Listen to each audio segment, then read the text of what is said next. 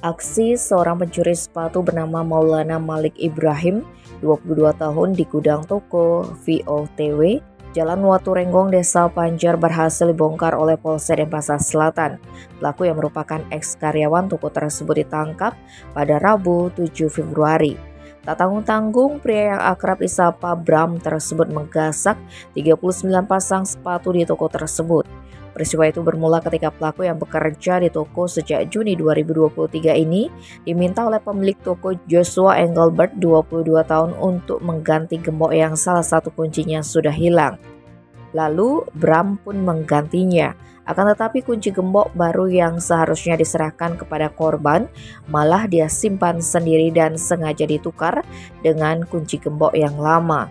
Diduga dari awal memang sudah ada niat pemuda ini mencuri. Namun setelah itu Bram ternyata dipecat oleh pemilik toko.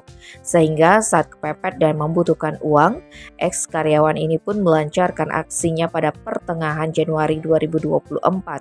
Sekira pukul 23 WITA, Bram menuju TKP dengan sepeda motor.